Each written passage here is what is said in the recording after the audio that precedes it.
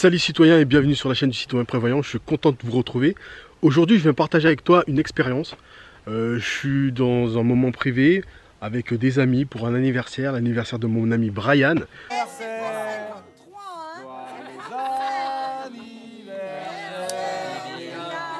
pouvez tous m'appeler Bibi.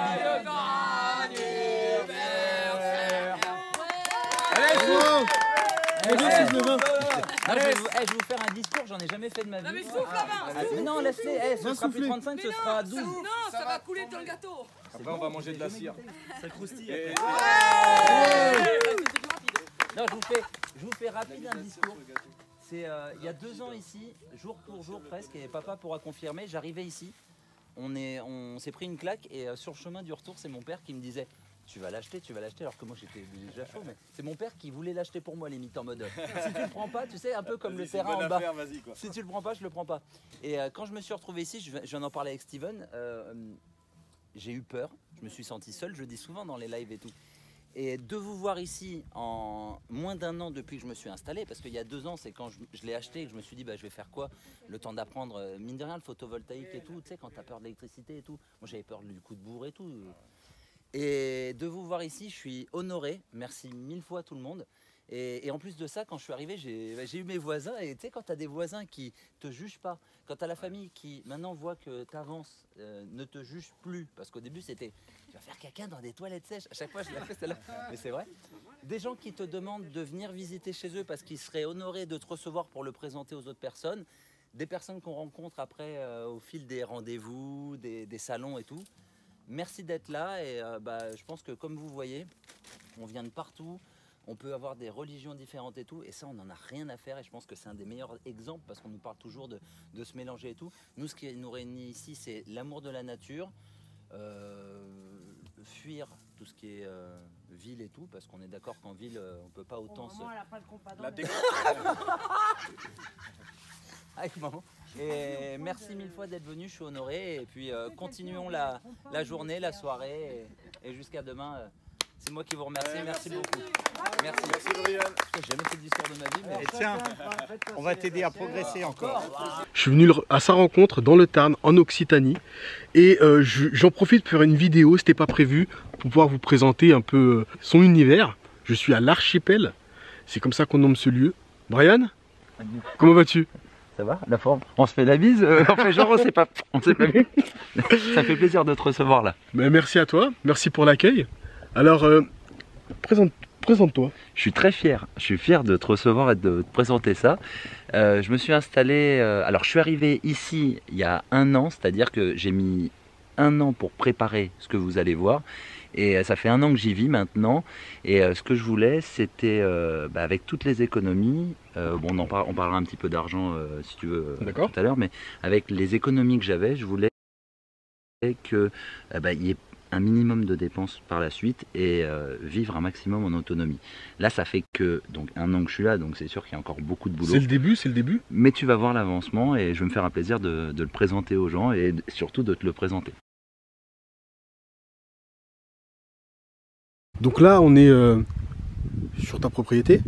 Ouais. Qu'est-ce que c'est ça, ce que tu nous montres là? Alors là, je te montre la partie sud de ma propriété, de mon petit terrain. Et quand je suis arrivé, tout était cramé. Ici, on a, comme dans ta région, on a beaucoup de chaleur. Ouais. On manque d'eau. Donc il y a beaucoup de points de collecte d'eau. Tu verras, je vais te présenter tout ça. Et c'est ma zone test parce que j'ai jamais fait planter quoi que ce soit. J'ai vécu sur Paris pendant 32 ans. Ouais, comme moi-même. Comme moi. Ah ouais, voilà. Tu donc vois, tu es novice, mais tu remontes tes manches et tu essayes, tu fais des essais. Et est-ce qu'on en avait parlé tous les deux? C'est vrai que je me lance, j'ai fait plein d'erreurs, je me suis planté plein de fois, mais j'apprends de ces erreurs. Tout à fait. Donc voilà, je fais des tests, tu vois. Truc bête, là par exemple, j'ai un yuzu. Yuzu, c'est un agrume qui résiste à moins 11 degrés. Et il a pas mal poussé, il a une pousse plutôt lente. Mais voilà, on m'a dit ça résiste à moins 11, donc je vais tester des agrumes dans notre région, alors qu'on a quand même des gelées et tout, des fois. Et j'ai fait le système des Zoya, je ne sais pas si tu connais, si oui, je connais, les gens oui. connaissent. Donc le système qu'ils utilisaient à l'époque où tu prends un peu de... Hop, je l'ai fait moi-même. Tu prends 2 pots que tu assembles ensemble avec du mortier-colle. Du ciment de carrelage, quoi. Ouais, enfin quelque chose, tu vois, d'étanche. Oui, il y a plein de... Même silicone, même si je ne conseille pas puisque c'est un petit peu plus chimique.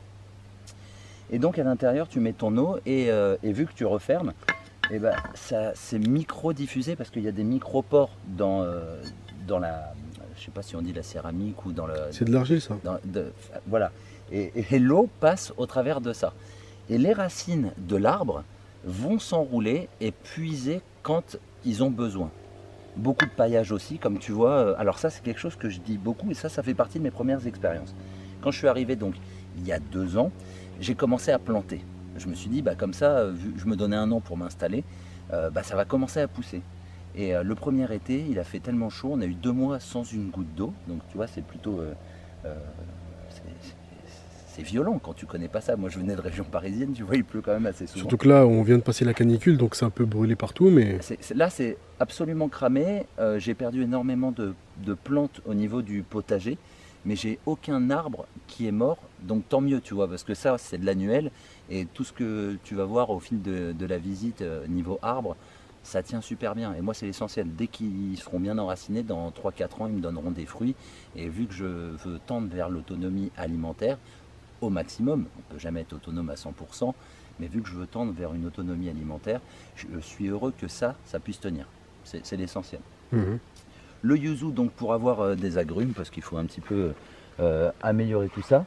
Ici, avant, c'était une ancienne vigne. Et ce qui est vraiment fou, c'est que spontanément, il y a de la vigne sauvage qui pousse.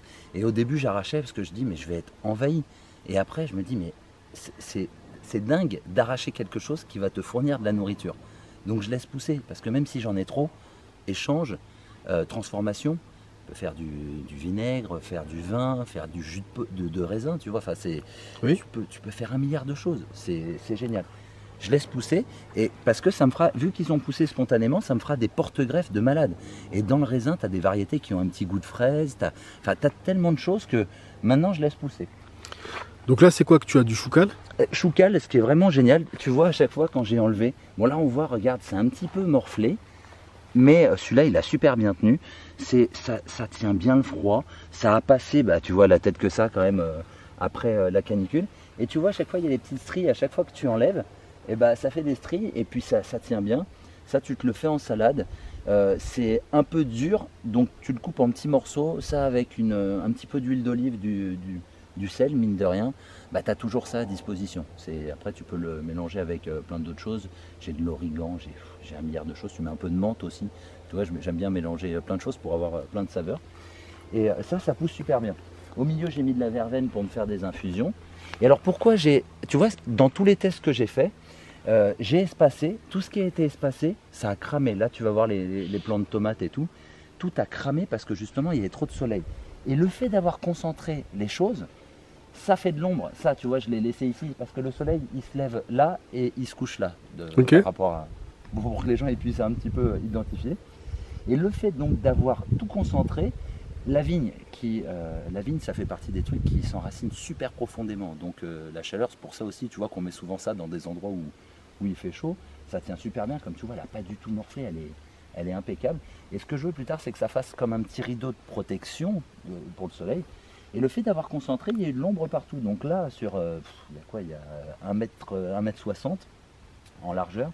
Tu as de la verveine, tu as de la tomate. Regarde, tu regardes les tomates, pas une goutte d'eau.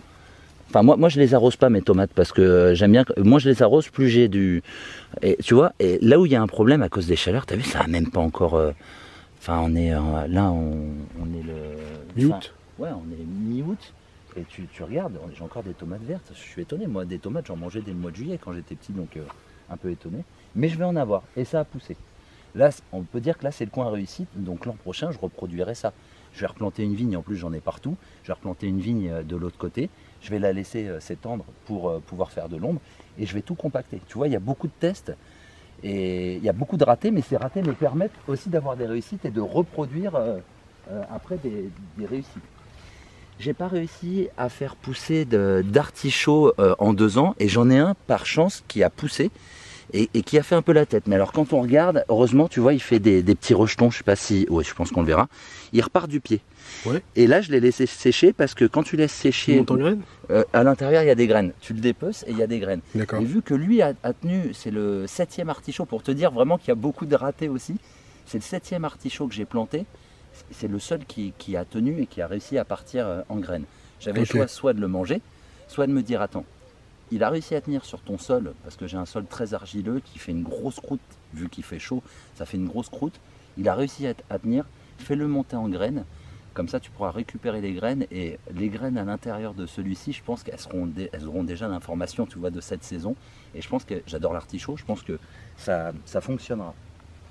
Là tu vois, j'ai un autre pied de tomate, mais qui fait vraiment la tête par rapport à l'autre, parce que tout est mort. Regarde celui-ci, il s'est affaissé. Je les ai trop espacés. Maintenant, j'ai compris que ce sera de la concentration. Là, j'ai un peu de piment, j'ai du poivron. Ça va à peu près. Là, tu vois, j'ai collé 2 pieds comme par hasard. Et ils se tiennent mieux que les autres. Ils ont bien poussé, des pieds de tomates. Là, tu vois, j'ai de la tomate si on veut se faire une petite salade. Ça, c'est de la marmande. J'ai physalis, j'ai chou. Là, j'ai récolté des pommes de terre. Alors, malgré la chaleur et tout, j'ai récupéré 3 kilos. C'est pas énorme, mais... Sur cette botte de paille là. Sur cette botte de paille. Et alors, ce que j'ai fait, avec peut-être un peu de chance, on va en trouver. Tu vois, alors j'avais mis du fumier, j'avais mis de la paille, mais alors j'ai absolument pas creusé. Des gens qui sont... Tiens, regarde, je laisse des bouts de patates. Ouais. Et comme ça, regarde, j'ai déjà un germe là qui pousse. Et ce qui est vraiment bien, c'est que le fait de le laisser, ça morfera. Et ça, c'est autonome. J'ai juste à prélever mes pommes de terre, celles qui ont été un peu rongées par les... j'ai des rongeurs, des campagnols, des mulots. Celles qui avaient un aspect, on va dire, un peu abîmé et tout, je les ai laissées. Et là, ça repoussera. Et j'ai pas à m'en occuper, tu vois, je remettrai juste de la paille. Je vais remettre de la paille et ça repoussera. J'essaye de rendre aussi le truc autonome. Alors, qu'est-ce que c'est que ça? C'est une serre? Ça, c'est vrai que ça t'a intrigué quand on est arrivé. C'est une serre, j'ai fait une serre enterrée parce que j'ai vu que dans certains pays, certains appellent ça walipini, c'est pour se protéger. Avant, c'était pour se protéger du froid. Et je me suis dit, ils utilisent la géothermie, mais ça marche aussi bien pour le froid que pour le chaud. Donc, bon là, vu qu'il fait moins beau maintenant, on ne pourra pas vraiment voir la différence. Mais parfois, il m'arrive, là j'ai un détecteur, il m'arrive d'avoir 50 degrés en haut de la serre. Et en bas, il fait 25 degrés. Parce qu'on profite donc de la géothermie. Et j'ai décidé de mettre des agrumes. Encore une fois, j'aime les agrumes. Mais ceux-là ne tiennent pas. Malheureusement, ils ne résistent pas au gelé. Donc ils seront heureux. J'ai des cactus, j'ai figuier de Barbarie. C'est très bon. Je fais mes montées en graines là-dedans. Là, par exemple, c'est de la laitue. Parce que la laitue, c'est un des trucs, mais qui pousse, t'as rien à faire. Et tu vois, je laisse sécher. Avec la chaleur, ça va sécher et je récupère les graines. Tu vois, à peine je fais ça, on les entend, on les voit tomber. Ok, donc ça c'est toi qui l'as creusé tout seul? Je l'ai creusé. Alors c'est la seule chose, le seul trou, parce que c'est quand même, tu vois, on est à l'archipel, ça c'est le seul architrou, on va dire. C'est la seule chose. J'ai utilisé une petite pelleteuse et ouais, fais gaffe de pas te prendre la tête. C'est le seul engin qui est venu. C'était pour la cuve enterrée. Et pour me faire le petit trou, parce que vu que c'est une ancienne vigne, regarde, ils ont mis, pour drainer, ils ont mis une couche sur les 3000 m², ils ont mis une couche ça vient de la rivière, de galets, sûrement pour drainer, tu vois. Il y a peut-être une raison technique à ça, mais moi, dès que je fais des trous, à chaque fois que tu tapes, tu restes bloqué.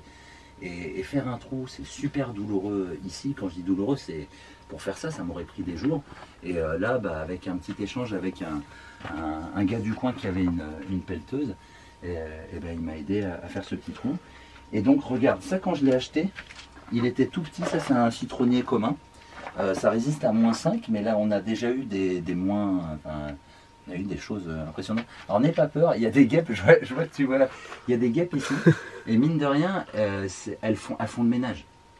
Des guêpes, tu vois. Non, mais c'est un super gros nid, hein. Ah ouais, mais elles m'ont jamais attaqué une fois. D'accord. Moi, tu vois, vu que maintenant je suis dans la nature et que je connais, moi aussi j'avais peur des guêpes et tout, je me dis si elles ne m'attaquent pas, il n'y a pas de souci. Non, je n'ai pas dit que j'avais peur ou quoi que ça, mais je me méfie quand même. Ouais, non, mais c'est vrai que quand tu vois ça, tu dis putain, il y a un nid dans le... Bah oui, il fait chaud, elles sont bien ici. Mais par contre, ce qui est vraiment bien dans les guêpes, elles font un super bon boulot. Là, il y a un citronnier vert et là, il y a un citronnier caviar. Ce qui est fou, c'est que ça, je l'avais laissé à l'extérieur. Je me suis dit, on va voir si ça tient. Il avait perdu toutes ses feuilles. Là, c'est recroquevillé parce qu'il a fait très chaud hier. Mais il tient super bien. Le citron caviar, il est ultra heureux ici. Et le citron normal, tu vois, là, c'est les jeunes pousses. On voit ça. J'ai dû couper même, tellement. Et tu vois, il refait d'autres pousses, tellement il est vraiment bien ici. Et mon but, tu vois, ça va être de le tailler pour qu'après ce soit à hauteur d'homme et que je récupère mes citrons. J'en ai un là, je sais pas si tu peux le voir. J'en ai un qui est en. Regarde si tu. Ah oui, il y a des citrons. La taille du truc. Ouais. Et enfin, c'est impressionnant. Enfin, t'as déjà vu des citrons. Enfin, moi, je le trouve immense le citron par rapport à. Ils sont heureux. Et alors, le soleil, tu vois, il se lève ici. Il tape dessus.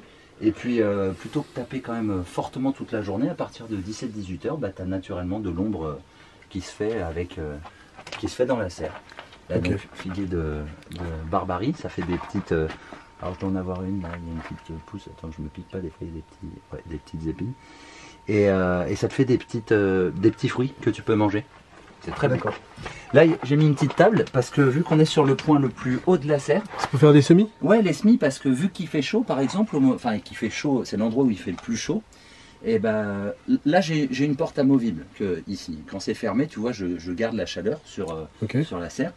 Et en fait, vu que j'ai fait exprès, tu vois, j'ai fait des longs pieds pour que ce soit très haut et que la terre soit chaude dès le mois de février, tu vois, pour commencer très rapidement mes semis, pour gagner du temps. Donc voilà pourquoi je l'ai mis sur le point le plus haut de la serre. Donc si des gens ont des serres, n'hésitez pas à mettre des grands pieds sur vos tables. Mettez-les en hauteur, comme ça vous chopez la chaleur au plus chaud dans la serre. Tu vois, c'est des petits trucs, c'est à force de faire des tests.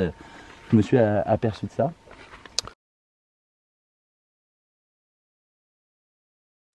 Donc toi, tu es autonome en énergie. 100% autonome en électricité. Donc pour l'instant, au niveau de l'alimentation, tu fais des essais, tu apprends. Ah oui. Mais au niveau énergétique, tu es autonome. Ah, depuis un an. C'est depuis que je suis autonome que j'ai créé tout ça que je suis installé. Donc là, on voit un peu ton installation solaire. Alors oui, ça c'est parce que j'ai refait une installation que je te présenterai en bas. Ça c'était du provisoire parce que ça me coûtait moins cher de transformer dans ce petit local électrique mon énergie et plutôt que de tout transformer dans la maison. Plus tu tires, là il y a 25 mètres entre la maison et l'éolienne, plutôt que de tirer 25 mètres de câble, il fallait une grosse section de câble. Oui. Ça me coûtait moins cher d'avoir ça. Je l'ai récupéré dans un magasin de bricolage en hors. Tu sais, il a un petit coup, il avait un jeton et il vendait ça 80 €.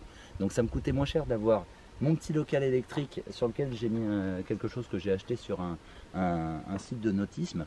En haut, il y a une extraction solaire pour sortir la chaleur. Et dedans, j'avais mon onduleur et mes batteries.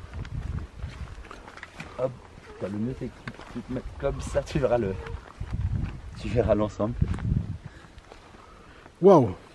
Et ouais, tu vois, j'ai pas énormément de panneaux parce que en fait, quelque chose qui est important que je dis sur ma chaîne.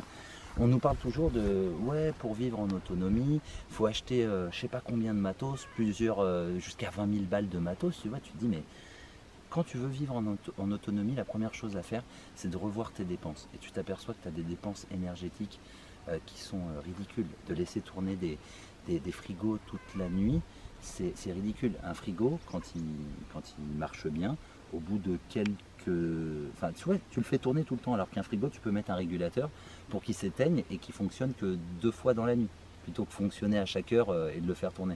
Tu le fais fonctionner que 2 fois dans la nuit, tu gagnes quand même de l'énergie. C'est des choses, tu vois, c'est des techniques, mais c'est bête, mais c'est de revoir tout ça qui fait qu'avec 6 panneaux et une éolienne, j'arrive à être autonome. Donc là, tu as aussi une éolienne juste là. Ouais. L'éolienne, souvent on me dit, est-ce que c'est rentable une éolienne? Dans la région dans laquelle je suis, c'est rentable. Enfin, tu sais, on parle aussi souvent d'argent. Elle sera remboursée au bout de 10 ans, 10-15 ans. Et elle est donnée en garantie au moins 15 ans par le constructeur. Alors, juste une question pour ceux qui nous suivent. Ton installation solaire, ouais. C'est-à-dire panneaux, ouais. Qu'est-ce qu'il faut encore? Des batteries? Il faut panneaux, batteries, onduleurs. Onduleurs. Ouais. Ça, c'est le pack. C'est le pack. T'en as eu pour combien? Juste ça, sans l'éolienne? On va parler de l'éolienne après. Après, alors juste ça, j'en ai eu pour 4 300 €. Mais attention, j'ai acheté il y a 1 an et demi et depuis il y a eu, ils ont supprimé la taxe sur les exportations de Chine, sur les panneaux et tout. Moi mes panneaux, je les ai achetés, ils coûtaient 300 € il y a 1 an et demi. Maintenant un panneau comme ça vaut moins de 200 €. Pour te dire vraiment que on arrive à, on en a parlé hier, je crois que c'est avec Eric ou Stéphane, on arrive à une conjoncture où le prix du fournisseur français ou des fournisseurs d'électricité augmente et le prix du photovoltaïque, donc quand tu es en autoconsommation et autoproduction, ça réduit. Et on arrive à un point où maintenant c'est plus intéressant ça que de se connecter au réseau. Ok. Maintenant parlons de l'éolienne. Ouais. Alors, ce que je te disais tout à l'heure... Alors, est-ce qu'il y a des lois spécifiques? Parce que tout le monde, est-ce que tout le monde peut mettre une éolienne chez soi? Pas plus de 6 mètres pour une éolienne, sinon il faut faire une demande en mairie. D'accord. Il est fortement conseillé de prévenir les voisins quand même, parce que ça peut être un sujet de discorde entre voisins. Et bon, moi j'ai eu l'autorisation, en plus, comme tu vois, on est un petit peu... enfin, les voisins, ils sont un petit peu loin. Effectivement. Je profite que tu filmes aussi. Je ne sais pas si on le verra en vidéo.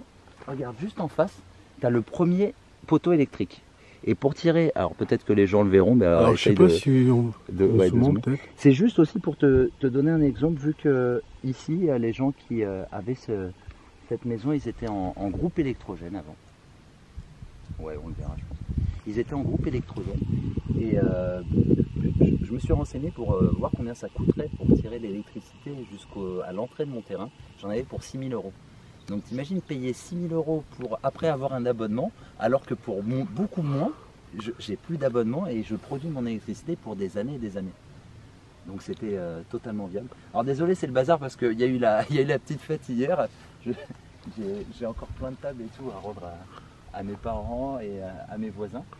Et pour revenir donc au sujet de l'éolienne, ça coûte très cher une éolienne. Enfin, quand je te dis ça coûte cher, celle-là elle coûte 2200 €. Elle produit 2000 watts. Mais l'éolienne t'apporte le petit plus que tu n'as pas. Regarde aujourd'hui le temps qu'on a. Bon, là je crois que je l'ai désactivé parce que pour ceux qui elle tourne pas, ouais. Mais elle permet. Attends, elle va se placer, on va voir. On n'a pas beaucoup de vent. Mais l'éolienne, elle permet par exemple le soir de recharger mes batteries. Comme ça, j'ai pas de décharge profonde sur les batteries. Elle continue de charger quand tu n'as pas de soleil. Quand tu as des jours comme ça où bon là ça va pas durer longtemps, mais en hiver les jours sont très courts, donc tu produis pas beaucoup avec le photovoltaïque. Et l'éolienne, elle t'apporte essentiellement ce petit plus qui manque avec les batteries. Donc c'est ouais, je suis très content de l'avoir. J'ai le complément. Et le fait d'avoir les deux, bah, ça m'apporte, tu sais, je pense que sur ta chaîne, les gens aussi font beaucoup ça. C'est bien d'avoir une solution, mais quand on a deux, tu te sens beaucoup plus en sécurité. Parce que si un jour j'ai un problème là-dessus, je sais que j'ai ça, etc. C'est quand même important. Et en plus de ça, j'ai des batteries. Donc niveau puissance, j'ai des batteries qui me fournissent, si vraiment il n'y a aucun des deux, tu vois, s'il fait nuit et qu'il n'y a pas de vent, je peux compter sur les batteries. Quand il fait soleil, je peux compter essentiellement sur le soleil, et des fois il fait beau et en plus il y a du vent. Alors là je suis en surprise. On va voir le local technique. Le local technique pour l'autre partie. Avec plaisir. Ok, donc là on est dans ton sous-sol, au niveau de ce qu'on peut appeler un local technique. Alors on est dans une pièce qui est rafraîchie au niveau de la température. Donc là tu as installé quoi exactement? Alors là, c'est quoi l'onduleur là-dedans? Alors par exemple, ça c'est l'onduleur, et c'est un onduleur pour vraiment les gens qui ne connaissent pas. C'est lui qui transforme l'électricité solaire, par exemple, et qui la retransforme en courant. Le solaire arrive en courant continu, et il est transformé en courant alternatif. Le courant alternatif, c'est de notre réseau pour brancher. J'y connais rien, donc c'est quoi? C'est le 220 volts, c'est ça? Oui, c'est ça. C'est ce qui a été inventé par Tesla, c'est le truc de base, et qui a été repris pour le réseau conventionnel, le réseau qu'on a chez nous. Et juste à côté, donc ça sert à quoi concrètement? À transformer? Donc ça transforme ouais. Sur un signal. Ça fait aussi autre chose d'intéressant, c'est qu'il y a un cerveau, c'est un tracker MPPT. Pour vraiment faire super simple, on va dire que c'est l'ordinateur du système, et c'est lui qui dit: oh attends, là on est en train de me prendre tant d'énergie dans la maison, je capte tant d'énergie par le solaire, il n'y a pas assez par exemple, donc je pompe et sur le solaire et sur les batteries. Il peut coupler les énergies, par exemple. Donc ça, c'est des batteries. Ça, c'est des batteries, elles sont en rack. Et pourquoi elles sont sous ce format? Déjà, c'est parce que c'est du lithium. De suite à du BMS, c'est-à-dire c'est quelque chose qui permet d'envoyer l'information à l'onduleur pour avoir le niveau de charge. Parce qu'avant, sur tout ce qui est plomb et tout, il n'y avait pas vraiment de processeur et tout. Là, c'est lithium plus de l'électronique. Et ce qui est vraiment bien là-dedans, c'est que c'est en rack. Bon, là, tu vois, moi, je l'ai posé ici. Il y a des gens qui ont des installations beaucoup plus propres. Moi, c'est la nouvelle installation que j'ai tirée ici. Ça fait 15 jours que je suis dessus. D'accord, avant tu avais des batteries de voiture normales quoi. Non, avant j'avais des batteries au plomb. Le problème des batteries au plomb, là je vais les donner à quelqu'un qui aura une utilisation un peu moindre par rapport à moi. Le problème des batteries au plomb, c'est qu'il n'y a pas beaucoup de cycles. Donc ça a une durée de vie de 3-4 ans. Par rapport à mon utilisation, grand maximum, ça aurait été entre 2 et 3 ans. 4 ans si vraiment j'avais été... Donc avec le lithium, tu augmentes la durée de vie de tes batteries. Le lithium, là, chez les personnes chez qui j'ai acheté, le constructeur le garantit jusqu'à déjà 7 ans. Donc déjà 7 ans de garantie, ça rassure. Ça rassure parce que tu te dis quand même, il y aura 7 ans d'autonomie par rapport à ça. D'accord, donc toi, qu'est-ce que tu fais tourner avec ton petit système? Petit système, là tu peux filmer par exemple, là j'ai un broyeur de végétaux 2500 watts, je broie tout, dès que j'ai un peu de soleil, dès que mes batteries sont chargées, je broie des végétaux, j'ai mes pompes, la pompe qui remonte l'eau, si tu veux je te présenterai après le système sommaire simple de filtration. J'ai un ordinateur qui tourne toute la journée parce que j'ai la chance de pouvoir comme toi partager ces savoirs sur YouTube. Et donc tu sais très bien, niveau montage et tout, l'ordinateur il tourne entre 5 et 10 heures par jour pour répondre à la communauté, etc. Donc tu vois, quand même c'est beaucoup d'utilisation. Je peux faire chauffer mon eau. Moi j'ai une bouilloire, je me lave d'une manière plutôt originale. Et je peux faire tourner plein de choses. J'ai mes lumières qui tournent. Est-ce que tu as un frigo?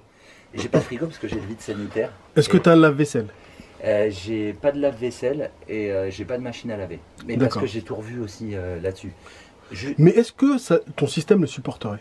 Ah oui, sans problème. Là, je suis maintenant avec les batteries et tout, avec ce que j'ai, je décharge pas les batteries. Bah tiens, regarde. Là, il n'a pas fait beau du tout et tu as 6 points, donc ça représente... Ça, c'est vraiment une vue, je peux regarder aussi avec mon portable. Par exemple, ce qui est bien, il est en Bluetooth. Ça, je l'ai déjà présenté sur ma chaîne. En Bluetooth, je peux directement le configurer. Je peux appuyer sur les boutons pour le configurer. Et tu peux le faire depuis ton smartphone. Exactement, et ça, c'est une petite technologie, c'est simple, hein, alors que tu peux le faire quand même manuellement. Mais voilà, j'ai ça. Et là, on regarde, j'en ai... Enfin, les deux, tu vois. Sur 6 points, j'ai qu'un point qui a été utilisé. J'ai même pas 20% qui a été utilisé. Tu as vu, il fait pas beau et il n'y a pas de vent en ce moment. Et pourtant, on a fait tourner des choses. On est au milieu de la journée. De toute façon, tout le week-end, on a tourné avec ça et sans problème. On était 17 à recharger des portables, à allumer la lumière. On a fait des lives et tout. Tu vois, ça a tenu sans problème. On a Exactement, c'est vrai. Comme dans une maison normale parce que il y a assez. Là-bas, c'est le régulateur. Et alors lui, c'est le régulateur de l'éolienne, et c'est lui qui transforme ce qui reçoit de l'éolienne, qui régule et qui renvoie aux batteries, directement. Donc là, c'est couplé éolienne plus panneau solaire. Exactement. Et c'est géré par tes batteries au lithium. Tout ce qui est solaire, c'est géré directement par l'onduleur, mais par contre, le stockage est chargé directement. Donc l'onduleur, dès qu'il y a du soleil et que les panneaux solaires produisent, l'onduleur envoie sur les batteries.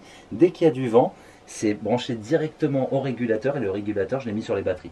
Il y en a qui font d'autres systèmes, tu as des systèmes où il y en a qui branchent tout directement, c'est l'onduleur. Toi, tu connaissais rien, tu as été au plus simple. Franchement, ouais. Ce qui est bien, c'est que tu me dis ça, ouais, parce que j'ai appelé, j'ai demandé si ça pouvait fonctionner, là où je l'avais acheté, ils m'ont dit, bien sûr. Tu peux le faire. Il y en a qui le branchent sur l'onduleur quand l'onduleur le permet. Je sais même pas si pour te dire à quel point je sais même pas si l'onduleur le permet, puisque je savais que les batteries pouvaient l'accepter. Donc tu vois, une fois que ça fonctionne. Ce qui est bien avec pour les gens, j'aime bien dire ça. Ce qui est bien, c'est que ok, il faut un petit peu de connaissances pour les branchements et tout, mais une fois que c'est branché, t'as plus rien à faire. Là, tu as un ordinateur qui gère tout. C'est automatique. Et ça, c'est génial. D'accord. À côté, tu as ce drôle de système. Voilà.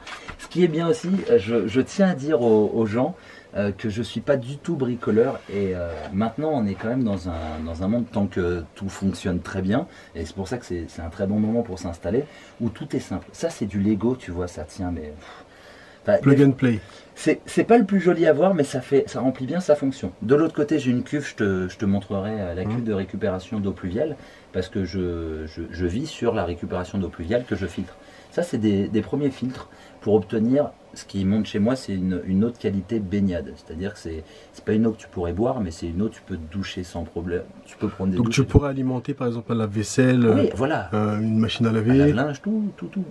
D'accord. Tout ce que tu mettras pas dans la bouche. Tout ce qui est non alimentaire, quoi. Exactement. Non, mais même si tu fais une vaisselle, franchement, ça craint pas grand-chose. Après, t'essuies et tout, ça craint pas grand-chose. Donc ça vient. Là, tu as une filtration à 50 microns. Donc tu vois à l'intérieur, je peux le dévisser. Bon, il faut enlever un petit peu, il y a de la pression, donc là je pourrais pas te montrer. Oui. Mais l'eau elle passe directement par le premier, tu vois, c'est un petit peu comme un tamis à l'intérieur. Ça chope les particules, tu vois, là on en voit un petit peu, il y a un peu de sable, il y a un peu de boue, tu vois, ça chope vraiment les grosses particules. Exactement. Ce qui est bien, ça dure 24 mois, ça coûte même pas 10 € et tous les 5-6 mois tu passes un coup de brosse, tu nettoies et c'est reparti. Et c'est reparti, t'enlèves un peu, tu vois, vu que tu dévisses, tu peux l'enlever, tu passes un coup d'eau, c'est franchement niveau maintenance, ça, je l'ai fait là depuis, donc je suis là depuis 1 an, je l'ai fait 2 fois. Tu te souviens du prix de ça? Ouais, de l'ensemble. Alors, celui-là, je le conseillerais pas, je vais pas donner la marque parce que vraiment, c'est pas terrible. Je vais dire pourquoi c'est pas terrible. C'est que normalement, là, tu vois, il y avait un truc pour le tenir. Et vu que c'est en plastique, le plastique, il a pas tenu. Donc, je l'ai fait tenir par une bague. La bague, elle bouge pas, hein, j'ai enfoncé directement dans le béton. Mais c'est un truc comme ça vaut 100 €. Un bon, ça vaut 100 €. Ça s'appelle comment exactement? C'est des filtres. C'est des filtres. Enfin, c'est bête de dire ça, mais c'est des filtres, on les trouve partout. Alors pour vous dire, on les trouve même dans les magasins de bricolage. C'est des trucs de base. Ok. À l'intérieur, donc les filtres. Attention par contre, parce que les filtres que vous achetez vont conditionner les filtres que vous allez acheter après. Tu vois, c'est un petit peu, il y a des fabricants qui font en sorte que tu ne puisses acheter que leurs filtres et ils les vendent plus cher. Donc ça aussi, avant d'acheter, regardez combien ils vendent aussi, à combien ils vendent les filtres. C'est intéressant, tu sais, c'est un peu comme des marques de téléphone. Le téléphone vaut peut-être moins cher, mais si tu dois remettre une batterie, ils collent la batterie, tu es obligé de passer par eux pour qu'ils te le refassent, tu vois. Ok, et à côté, c'est quoi le truc rouge là? C'est un mini ballon? C'est une vessie qui, j'ai une pompe à l'intérieur de la cuve qui, dès qu'elle voit un différentiel de pression, elle envoie automatiquement. Dès qu'elle envoie, ça va gonfler comme une chambre à air. Ça va gonfler l'eau va se gonfler, il y a comme une chambre à air. Alors tu vois, ce qui est très drôle, c'est que quand je veux mettre de la pression, il y a une pompe là, avec la pompe à vélo, je peux mettre la pression que je veux. Je gère les barres avec ça, tout simplement. Donc ça se remplit. Une fois que c'est rempli, ma cuve s'arrête. Ma pompe s'arrête. Là tu vois, je dois consommer quelque chose parce qu'on entend un peu l'onduleur. Bah, je crois que c'est les lumières. Ah oui, bah oui, les lumières qui sont assez puissantes. Mais c'est pour te dire aussi pourquoi faut pas mettre un onduleur dans la maison. Parce que tu as quand même un petit bruit. Tu vois, nuisance sonore, ouais. Là, le fait que ce soit dans le vide sanitaire, ça me dérange vraiment pas. Donc pour revenir là-dessus, excuse-moi, une fois que c'est gonflé, la pompe, elle s'arrête. Donc là, j'ai de l'eau stockée, je dois avoir 20-24 litres. Et tout ce que j'utilise dans la maison, c'est sous pression par une chambre à air. Donc là, je n'utilise plus d'énergie.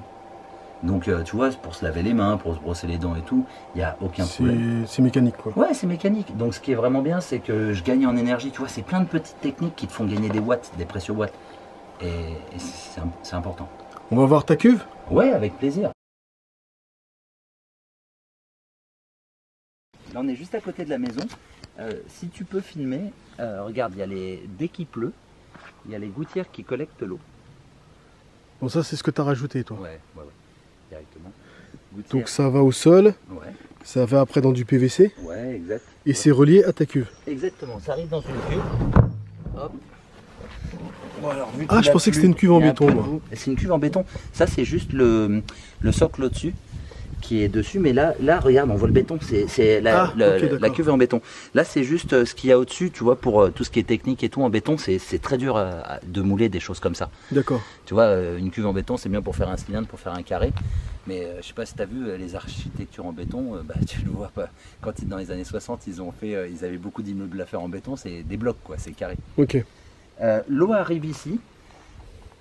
Tout ce qui est lourd tombe au fond, ça c'est une première récupération. Tout ce qui est lourd, c'est au fond.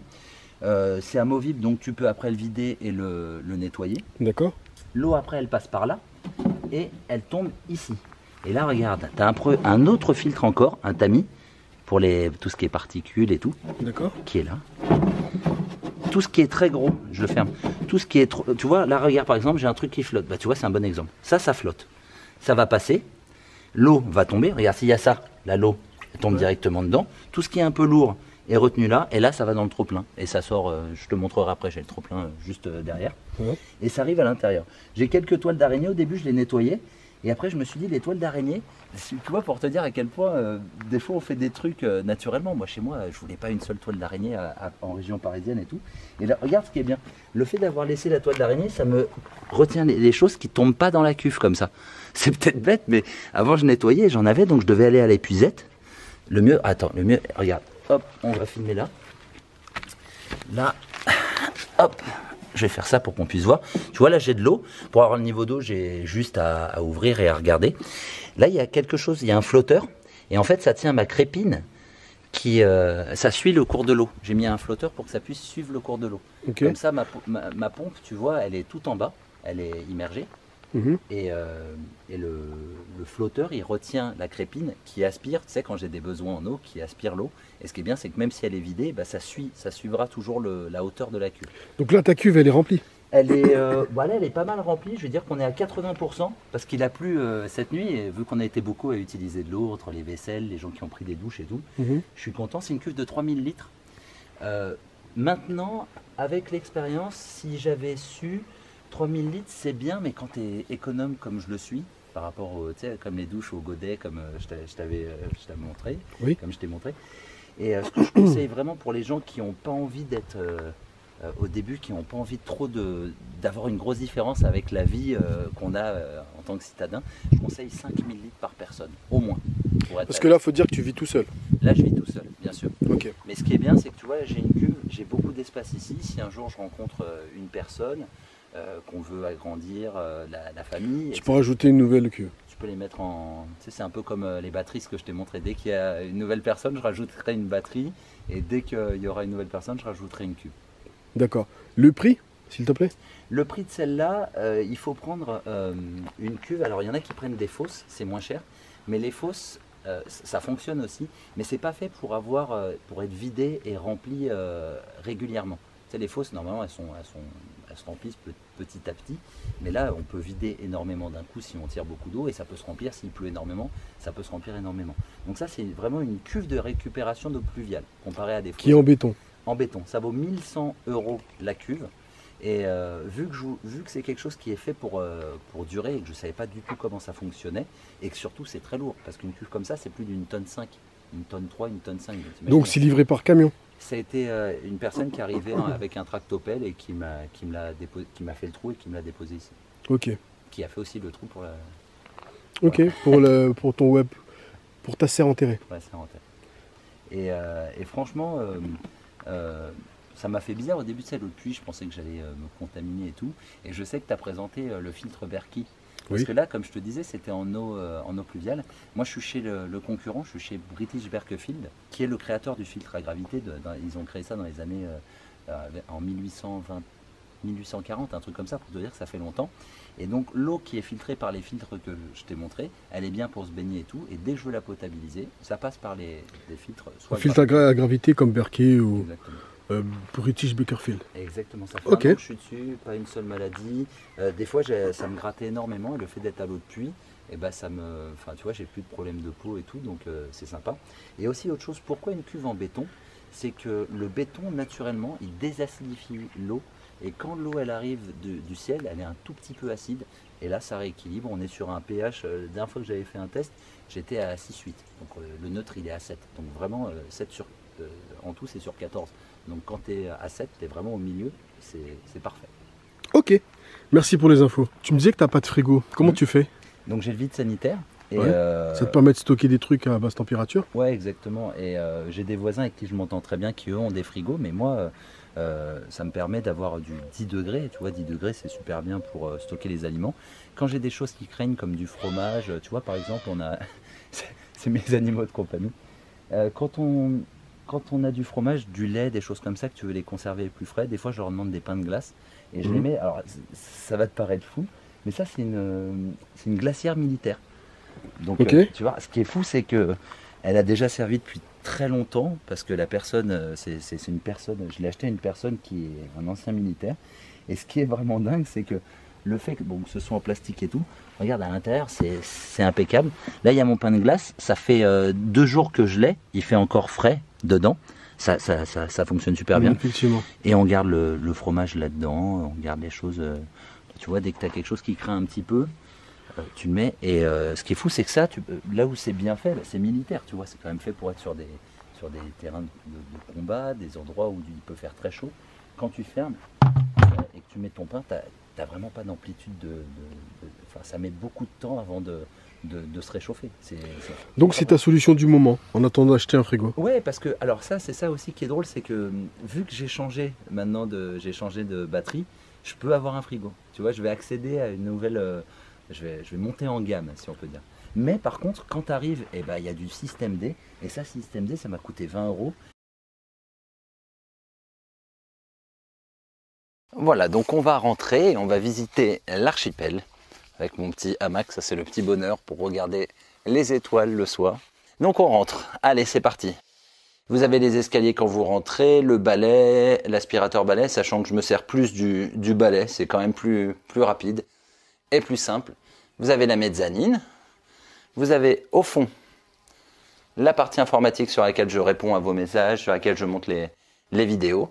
Tout ça, bien sûr, c'est alimenté. Pas besoin de vous le repréciser. Ah si, allez, je le reprécise. C'est alimenté soit par l'éolienne là-haut, soit par le photovoltaïque. Ensuite, le poêle, qui m'a été très très utile parce que pour le moment, c'est pas super bien isolé. Bon, maintenant, on est en été. L'hiver est loin, mais bon. J'étais très très content de l'avoir, mine de rien. Et il va falloir que j'aille ramoner un petit peu pour préparer. Là, c'est là où je stocke le bois. J'ai de quoi le couper. J'ai du carton pour démarrer. J'ai mes couvertures, mes coussins si besoin quand je vais dehors ou même là quand je veux regarder un petit film et tout. Vous avez mon coin, donc canapé, comment on pourrait dire, salle à manger. Il y a la partie cuisine. Alors, la partie cuisine, elle n'est pas terminée. Là, c'est ma salle de préparation. Ce que je ferai, c'est que je prendrai une planche dans laquelle dessous, il y aura ma machine à laver et du rangement. Je vais mettre du rangement aussi ici pour les bocaux et tout. Là, vous avez mon cuitou vapeur, mon égouttoir, mon évier. Évier qui est connecté uniquement sur le froid. Uniquement sur le froid, parce que si je veux chauffer, je chauffe avec ça. Et voilà, au moins comme ça, je réfléchis à 2 fois avant de chauffer l'eau. J'ai la bonbonne Berkey parce que j'ai aussi une bonbonne British Berkefield, mais elle est très grande, c'est un format familial. Donc je garde le Berkey dans lequel j'ai mes filtres. Hop, British Berkefield, d'où le ton, et ma filtration est impeccable. Un petit cubit de gaillac parce que il faut se faire plaisir dans la vie. Autonomie veut pas dire se faire chier. Mes bouteilles quand je reçois des gens. La partie pour se laver, ça vous l'avez plus ou moins vu déjà, avec le godet, mes toilettes sèches, mon panier à linge sale et ma serviette. Vraiment quelque chose de basique. Donc on monte, on va à l'étage. À l'étage, c'est plus la partie dodo et rangement. Voilà ce que j'ai en affaire. J'ai pas grand chose. Des petits casiers en bois montés. Donc là, j'ai nettoyé tout à l'heure. Donc il y a encore le seau. Une petite lumière dans laquelle je vois les étoiles. Tiens, j'ai une mouche qui veut sortir. Allez, on va la faire sortir. Yes. Allez, sors. Yes. Hop là. Elle est sortie. Ensuite, donc mon coin, vous avez vu toujours mon lit bien rangé. Je suis vraiment un maniaque, toujours tiré à 4 épingles. Ce que je vais vous montrer au fond, une télécommande parce que vous avez sur chaque branchement, ça me permet de tout éteindre.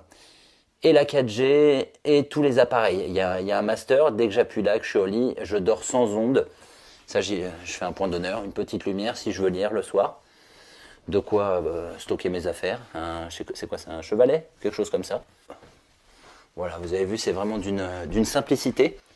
Voilà, c'est ce que je veux vous montrer essentiellement sur cette visite, c'est que l'archipel, pour moi, il faut que ce soit fonctionnel. Donc là, on a visité ta maison, on est sur ton terrain. Combien de mètres carrés tu as? Là, j'ai 2870 mètres carrés de terrain. La maison, elle fait 25 mètres carrés au sol et j'ai une petite mezzanine, mais qui rentre pas dans la loi Carrez parce que faut un petit peu se baisser, mais c'est pour aller dormir, donc c'est vraiment pas important, qui fait 13 mètres. Donc j'ai 25 et 13 mètres carrés d'habitation. D'accord. Combien ça t'a coûté? Je sais d'où tu viens de région parisienne, tu vas halluciner quand je vais te dire le prix. Ici, dans la région Occitanie, dans le Tarn, ça, je l'ai trouvé, je l'ai payé 28 000 euros. 28 000 euros? Ouais, et avec les frais de notaire, on arrive à 30 500 à peu près. Donc pour 30 500, tu es parti de Paris? Oui. Hein? Ouais. Et tu as 2800 mètres carrés de terrain? Et j'ai pu acheter cash. C'est ça qui est fou. Et une petite maison en fait. Ouais. Avant, j'avais un appartement, j'étais pas propriétaire, j'avais 25 ans de crédit immobilier à payer. Ouais. Et j'avais un 20 mètres carrés dans Paris, sans terrain, et il coûtait 107 000 euros. Donc quand je l'ai revendu, j'avais payé déjà 6 ans de traite, et j'ai pu acheter ça cash. Super, d'accord. Donc on va dire que c'est bien pour commencer. Bon là, tu es tout seul, tu n'as pas de famille encore? Pas encore. Mais pas de crédit, pas de loyer? Non. Pas d'électricité à payer? Plus. Ouais, hein? Plus rien. T'es dépendant, t'es autonome au niveau de l'électricité, de l'eau, pardon? Et de l'eau aussi, j'ai eu un puits. Bah oui, parce que, encore une bonne nouvelle, quand j'ai acheté pour le prix du terrain, j'avais un puits qui avait été fait 5 ans avant. Donc, ah, t'as un puits en plus? Oui, le puits, je m'en sers pour arroser le terrain quand il fait extrêmement sec. Il n'est pas très bien percé sur une veine, mais vu qu'il est profond de plus de 10 mètres et qu'il se remplit pendant l'hiver, j'ai quand même 10 mètres cubes au cas où, tu vois.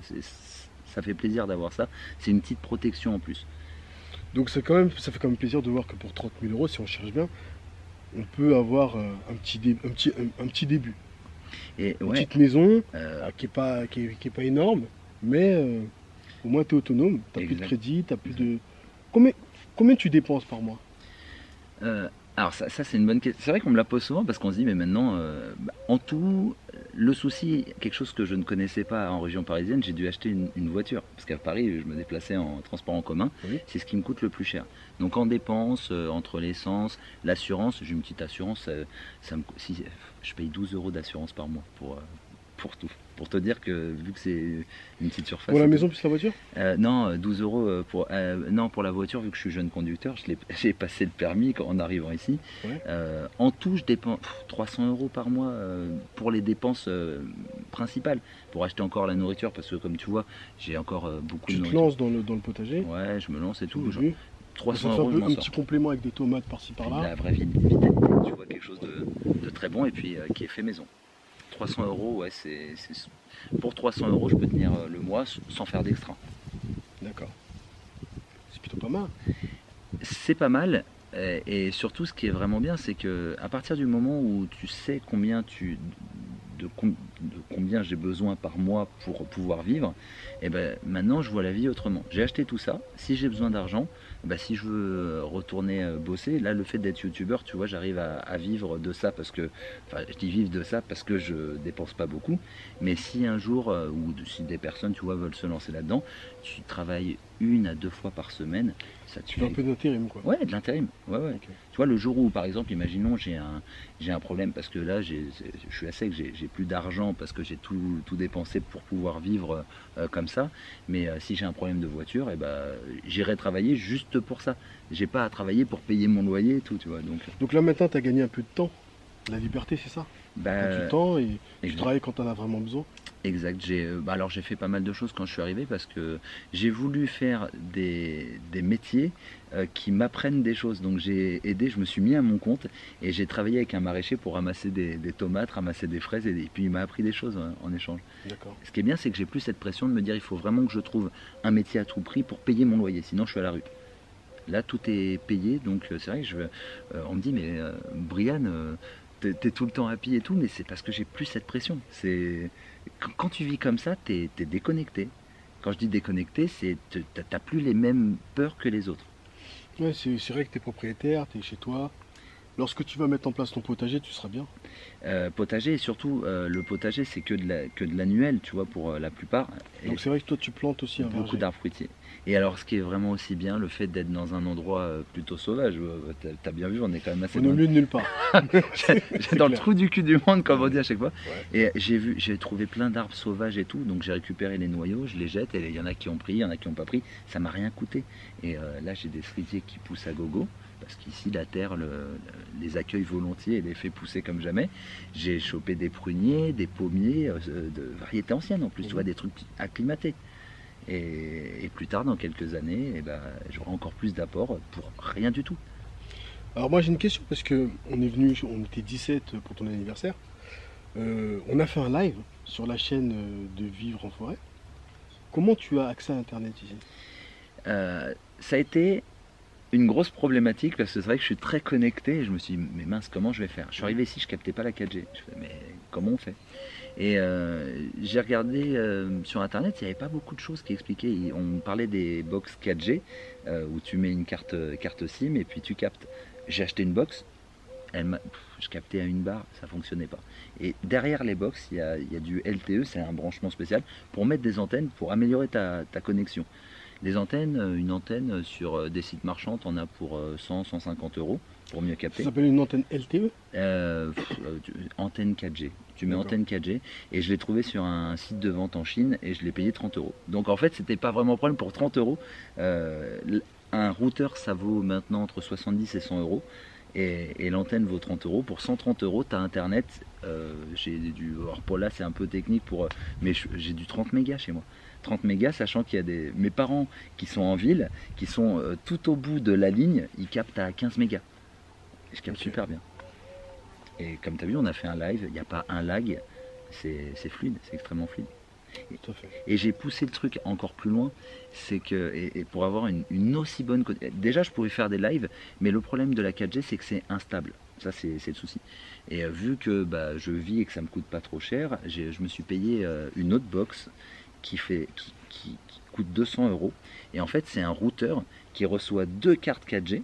Donc j'ai pris, moi là où je l'avais pris au Crédit Mutuel, il proposait data illimitée.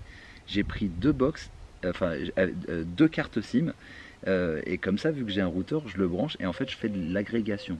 L'agrégation, c'est-à-dire qu'il prend les 2 connexions, et s'il y en a une qui a un petit peu de mal, tu vois, il fait une moyenne des 2.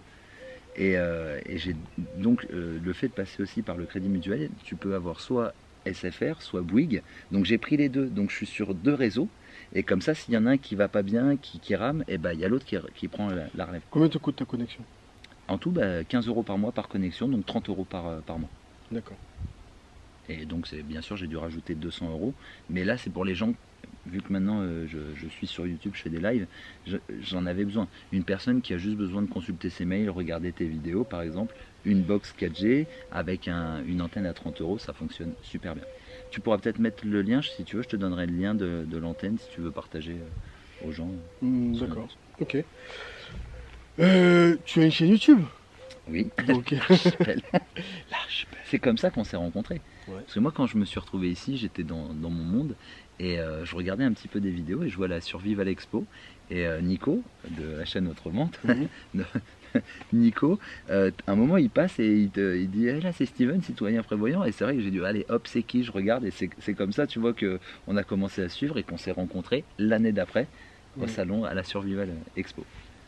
Bon, belle rencontre. Ouais. Et ce qui est vraiment bien aussi, c'est que les chaînes, ça nous permet pas uniquement de partager, ça nous permet de recevoir beaucoup des gens et tout, et de se rencontrer. C'est ça en fait qui est vraiment cool et top. Absolument. Bon, en tout cas, Brian, merci pour ton accueil. Merci Steven d'être venu. Sa chaîne YouTube, c'est L'Archipel. L'Archipel. Vous comprendrez pour ceux qui ne connaissent pas pourquoi je le dis comme ça. C'est l'archipel. J'ai fait le jeu de mots avec la pelle, parce que sinon c'est un archipel à la fin EL. Moi j'ai mis PE2LE à la fin, parce que quand je suis arrivé ici, ma maison elle est au milieu d'un océan de verdure. Et quand tu as une petite île qui est au milieu d'un océan, tu as plusieurs îles, on appelle ça des archipels. Donc voilà, c'est l'archipel. C'est la petite île au milieu d'un océan de verdure. Ok, merci pour les explications. Ça ouais, je t'avais pas dit ça. En tout cas, merci pour ton accueil, merci pour ce week-end super qu'on a passé avec plein d'autres. C'était un plaisir. Et merci de nous avoir fait découvrir ton univers. Ouais, et puis t'es arrivé, ce qui est bien c'est que t'as vu les deux temps, parce que c'est vrai que c'est très sec, et là ça va, il fait bon aujourd'hui. Il fait bon. Il fait nuageux. Il pleut pas, c'est l'essentiel. Ouais. Mais maintenant, juste pour le mot de la fin, pour te dire, quand j'étais à Paris, la pluie, je disais tous les noms d'oiseaux, j'étais punaise, c'est embêtant, il pleut tout le temps et tout.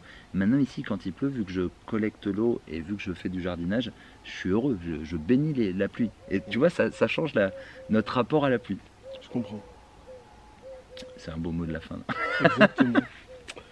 J'espère que cette petite vidéo vous aura plu et que vous aurez envie de nous faire un petit coucou, d'aller voir la chaîne de Brian. Et si ça t'a plu, bien évidemment, abonne-toi, laisse un pouce bleu. Et je te dis à très bientôt pour une nouvelle vidéo. Salut tout le monde. Ciao, ciao.